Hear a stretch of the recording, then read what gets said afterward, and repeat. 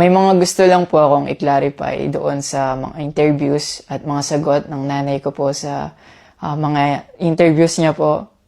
Unang-una po yung 70K na incentives po na sinasabi niya from World Championships 2021 po. Unang-una po 2022 po yun.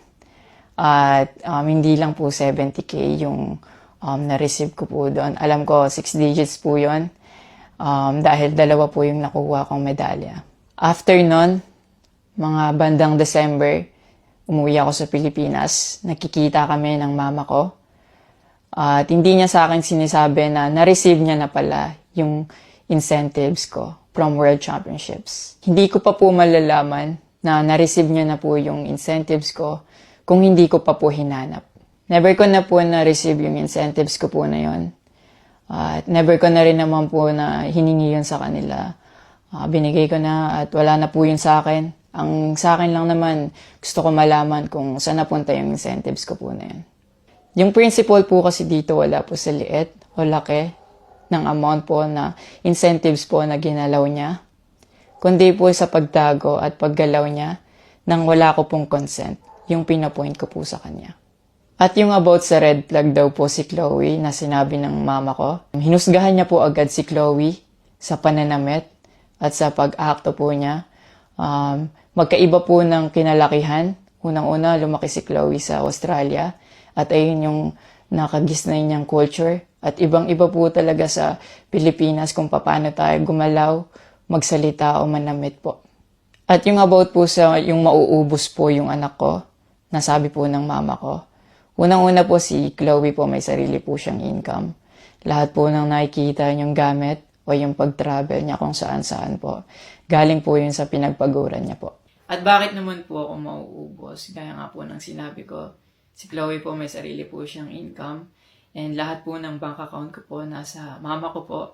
At may mga instances po talaga na si Chloe po yung sumasagot sa akin that time po. Bukod sa incentives po, nasa kanya din kasi yung bank account ko sa monthly allowances sa pag-gymnastics ko. And nung nakuha ko na yung bank account ko po na yun, doon ko po nalaman na inuubos niya po yung laman nun. And nasa akin po yung mga bank statement ng withdrawal po na ginagawa niya po. Sabi niya pa nagsimula daw yung hindi namin pagkakaintindihan dahil kay Chloe daw po. Opo, totoo po yun.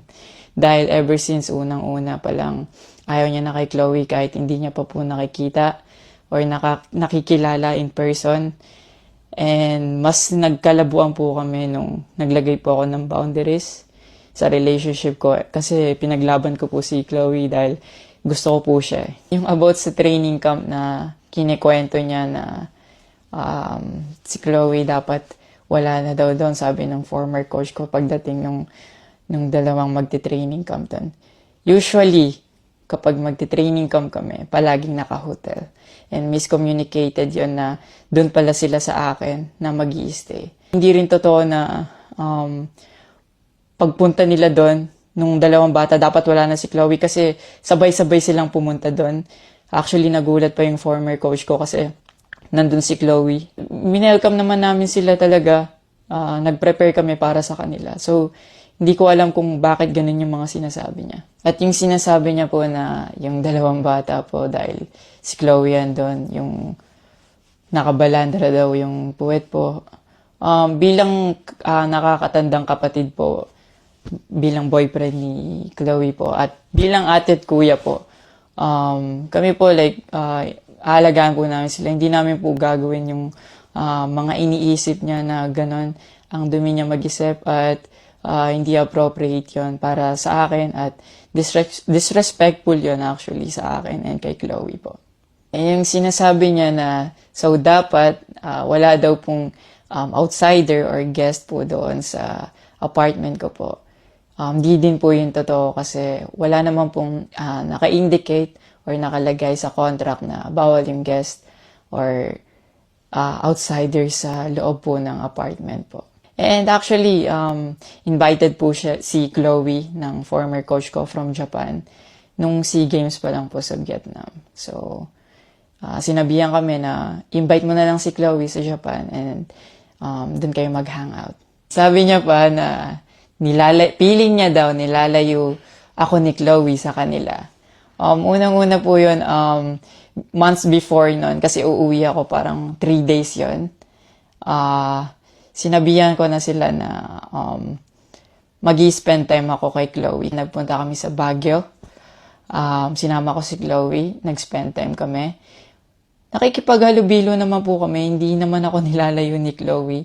Actually, pumunta pa kami sa Pangasinan. Like, po kami doon, parang meet and greet. Yeah. Tapos after nun, nagpunta tayo ng Baguio. And then, ikaw pa nga nag-aya na yung sa bike. Yeah, Because we didn't tayo. know what to do Yeah.